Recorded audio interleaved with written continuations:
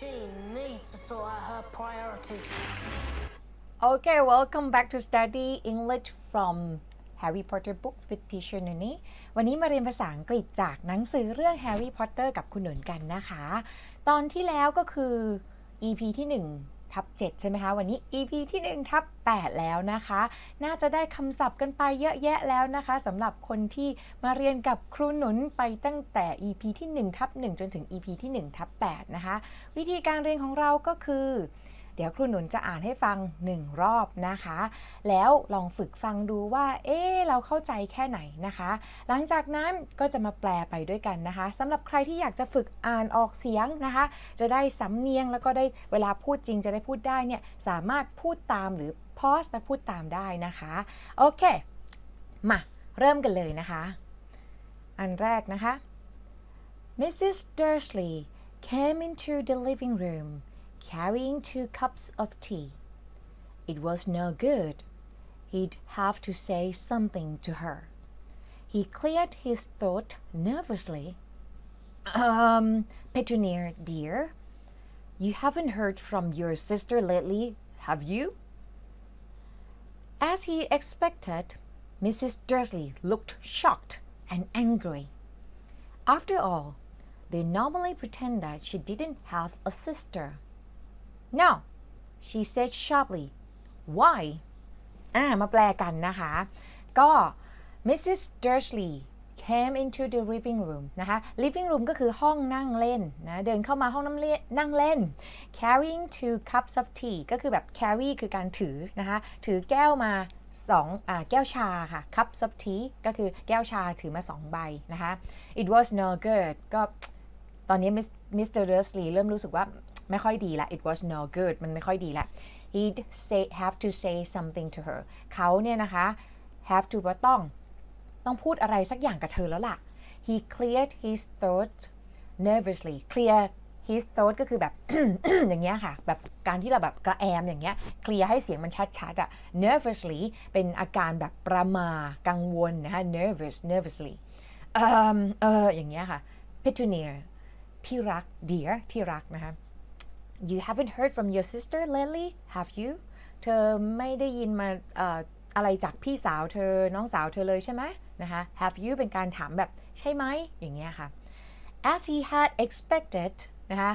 เป็นอย่างที่เขาคาดหวังไว้คำว่า expected แปลว่าคาดหวังก็แบบเหมือนที่เขาคาดเอาไว้เลยอะ Mrs. Dursley looked shocked and angry ก็ Mrs. Dursley looked shocked คือแบบดูแบบช็อกขึ้นมาแล้วก็ angry เลยนะคะโกรธขึ้นมา after allก็แบบตั้งนานมาแล้วเนี่ย they normally pretended พวกเขา pretended ก็คือแกล้งทำแซงทำว่า she didn't have a sister เธอไม่มีน้องสาวหรอกแล้วก็ Mrs. Dursley ก็เลยมีเสียงแบบ sharply เสียงแหลมๆแบบ no อย่างเงี้ยค่ะแหลมๆเนาะ why ไม่มีไม่รู้ไม่ได้ยินข่าวมาเลย why ทำไมทำไมนะคะโอเคอันต่อมานะคะเดี๋ยวคุณอ่านก่อน1 รอบนะ Funny stuff on the nails, Mr. Dursley mumbled. Owls, shooting stars, and there were a lot of funny-looking people in town today. So, snapped Mrs. Dursley. Well, I just thought maybe it was something to do with, her crowd. Mrs. Dursley sipped her tea through pursed lips.เป็นยังไงคะพอจะจับใจความได้ไหมว่าเกิดอะไรขึ้นเขาคุยอะไรกันนะคะก็ Mr. Dursley เนี่ย mumbled ตรงนี้ mumble แปลว่าพึมพำแบบก็เกรงใจภรรยาเนอะกลัวโกรธก็เลยแบบพึมพำว่า funny stuff on the nails ก็แบบวันนี้มันมีเรื่องตลกนะคะ funny stuff แบบพูดถึงสิ่งต่างๆทั่วไปได้เลยพอ funny บีขยายก็แบบว่าเป็นเรื่องตลกบางอย่าง on the nails news ตัวนี้มี s แปลว่าข่าวก็มีเรื่องแปลกๆตลกนะอยู่แบบข่าวออกมาแบบนี้Owls นกฮูก shooting stars ดาวตก and there were a lot of funny looking people funny looking ไปขยาย people ก็คือแบบคนที่ดูตลกดูประหลาดอย่างเงี้ยค่ะ in town วันนี้ there were แปลว่ามีนะคะก็รวมกัน there were a lot of funny looking people in town today ก็มีคนแบบหน้าตาตลกแต่งตัวแปลกๆอะไรตลกอยู่ในเมืองวันนี้นะคะแล้วก็ Mrs. Dursley ก็ทำเสียงแบบ so แล้วไงหรออย่างเงี้ยคือไม่พอใจนะ well ตัวนี้นะคะอย่าไปแปลบ่อน้ำนะคะ แล้วต้องแปลว่าดีด้วยนี่แปลว่าแบบเวลาเราจะเริ่มเรื่องแล้วพูดอะไรอย่างเงี้ย I just thought ฉันแค่คิดว่านะคะ just แปลว่าแค่เพียง thought แปลว่าคิดนะ maybe บางทีอาจจะมี it was something to do with มันน่าจะมีอะไรเกี่ยวข้องกับคนที่เธอก็รู้ว่าแบบกลุ่มของพวกเขาอะ you know her crowd เป็นกลุ่มคนนะคะ it was something to do with Mrs. Dursley sipped her tea ถ้าเกิดการจิบนะคะเรียกว่า sip นะจิบชาของเธอ through แปลว่าผ่านทาง pursed lips ก็คือแบบริมฝีปากนะคะแล้วยังไงต่อมาดูต่อกันนิดนึงนะคะ Mr. Dursley wondered whether he dared to tell her he'd heard the name Potter. He decided he didn't dare. Instead, he said, as casually as he could, the son, he'd be about Dudley's age now, wouldn't he? I suppose so, said Mrs. Dursley stiffly. What's his name again? Howard, isn't it? ตอนนี้มีการแบบว่าถามเรื่องของแฮร์รี่ขึ้นมาแล้วใช่ไหมคะ Mr. Dursley wonder ก็คือการสงสัยเรียนไปแล้วใช่ไหมครั้งที่แล้วนะคะ whether he dare tell her ว่าเขาเนี่ยกล้าที่จะบอกเธอไหมนะคะ whether แปลว่าถ้า dare ตัวนี้แปลว่ากล้านะ dare tell her กล้าบอกเธอไหม he'd heard the name Potter ว่าเขาเนี่ยได้ยินนะ heard แปลว่าได้ยินชื่อ Potter ขึ้นมา he decided he didn't dare he decided นะคะ decided แปลว่าตัดสินใจว่าไม่กล้า didn't dare นะคะไม่กล้าจะบอกว่า instead แทนที่จะบอกเรื่องนี้ไปนะคะ instead แปลว่าแทนที่จะพูดอย่างนั้นก็ as casually as he could ก็พยายามทำตัวแบบสบายๆทำเสียงให้มันดูแบบไม่มีอะไรอย่างเงี้ย as casually as he could their son ลูกชายของพวกเขาน่าจะอายุเท่าๆกับดัตลีใช่ไหมนะ he's about Dudley's age นะคะเนี่ยอายุของดัตลีตอนนี้ wouldn't he เขาใช้ question tag เยอะเหมือนกันนะคะก็คือแบบว่าไม่ใช่หรอใช่ไหมแบบประมาณนี้ไหมนะคะ I suppose so ก็แบบฉันก็ว่างั้นแหละฉันก็คิดว่าอย่างนั้นแหละนะคะถ้าเกิดเราคิดว่าเราเห็นด้วยเราก็คิดว่าน่าจะแบบนั้นก็พูดได้ I suppose so said Mrs. Dursley stiffly นะก็พูดแบบเสียงแบบเข่งๆนะเสียงขรึมๆแข็งๆอะไรเงี้ย What's his name again เขาชื่ออะไรนะHoward ใช่ไหมอะไรอย่างเงี้ย isn't it ใช่ป่ะนะคะมาฟังต่อ Harry nasty common name if you ask me oh yes said Mr. Dursley his heart sinking horribly yes I quite agree he didn't say another word on the subject as they went upstairs to bed while Mrs. Dursley was in the bathroom Mr. Dursley crept to the bedroom window and peered down into the front garden ทีนี้ก็ตอบว่า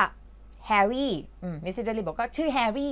ก็ชื่อแบบบ้านๆธรรมดาอะไรอย่างเงี้ย common name คือแบบมีทั่วๆไปธรรมดาเงี้ย if you ask me ถ้าเกิดคุณถามฉันนั่นเป็นชื่อที่แบบโหลๆอะไรอย่างเงี้ยก็แบบนางไม่ชอบใช่ไหมล่ะoh yes Mr. Dursley ก็บอกใช่แต่ว่าหัวใจ his heart sinking ก็คือแบบใจตกไปตะตุ่มว่างั้นเถอะ his heart sinking horribly แบบรู้สึกกลัวนะ horribly ก็แบบหัวใจตกไปอยู่ตะตุ่มแปลอย่างนี้ก็ได้นะคะ yes I quite agree ฉันก็ quite แปลว่าค่อนข้างนะคะ agree แปลว่าเห็นด้วยแบบก็ค่อนข้างเห็นด้วยกับเธอนะว่าชื่อมันแบบโหลๆนะอะไรเงี้ย he didn't say another word เขาก็ไม่พูดคำอื่นอีกเลยนะคะ another word คือคำอื่น on the subject ในเรื่องนี้นะคะ subject นี้แบบพูดถึงเรื่องนี้ไม่พูดอีกเลย as they went upstairs พวกเขาไปไหนคะเนี่ย as แปลว่าในขณะที่พวกเขา upstairs คือขึ้นไปข้างบนไปที่ห้องนอนไปที่เตียงนะคะ while Mr. Dursley was in the bathroom โทษ Mrs. Dursley ค่ะ while ก็คือในขณะที่ Mrs. Dursley เนี่ยอยู่ในห้องน้ำ bathroom นะคะ Mr. Dursley crept to the bedroom window Mr. Dursley เนี่ยก็แบบว่าเหมือนแบบค่อยๆคืบค่อยๆคลานไปที่กระจกห้องนอนตัวเองหน้าต่างห้องนอนตัวเอง bedroom window นะ and peer down into the front garden แล้วก็มองลงไปที่สวนหน้าบ้านนะคะ เกิดอะไรขึ้นล่ะคะทีนี้ The cat was still there. It was staring down Privet Drive as though it were waiting for something นะคะเขาก็ไปเห็นเจ้าแมวตัวนั้นอีกแล้วนะคะ still there ยังคงอยู่ที่นั่น It was staring down มันกำลังมองไปที่พื้นถนน Privet Drive as though นะคะเป็นคำที่น่าสนใจแปลว่าราวกับว่า it were waiting for something เหมือนกับว่ามันกำลังรออะไรบางอย่างit was staring down private drive เนี่ยแบบเหมือนกับมองไปที่ถนนมองลงไปอย่างเงี้ยนะคะเหมือนกำลังรออะไรบางอย่างมาโอ้โหเมื่อไรแฮร์รี่จะปรากฏใช่ไหม อันนี้คือต้องแมวตัวนั้นนะคะก็วันนี้ก็ EP ที่1 ถึง 8นะคะมาทบทวนคำศัพท์กันนิดนึงนะวันนี้ได้คำว่าอะไรไปบ้างเอ่ย living room เดี๋ยวขอลบแป๊บหนึ่ง เดี๋ยวจะได้เห็นคำที่เราจะไฮไลท์กันนะคะคำแรกคำว่า living room นะคะแปลว่าห้องนั่งเล่นนะคะ carrying ก็คือถือหรือกำลังถือ cups ก็เป็นแก้วนะคะ tea น้ำชา it was no good ก็ไม่ค่อยดีเท่าไหร่ไม่ดีนะคะ clear his throat nervously clear someone throat ก็คือแบบ กระแอมกระไอให้แบบคอมันแบบให้มันคอมันโล่งๆก่อนจะพูดอะไรสักอย่างหนึ่งนะคะ nervously ก็คือแบบอย่างประหม่าคำต่อมานะคะคำว่า expect เรียนไปแล้วนะคะ expect แปลว่าคาดหวังนั่นเองนะคะ shocked ก็ช็อกตกใจนะ angry โกรธนะคะ pretended แปลว่าแกล้งทำแซงทำนะคะ sharply แปลว่าอย่างแหลมๆคือเสียงแหลมออกมานะคะอันต่อมาก็คำว่า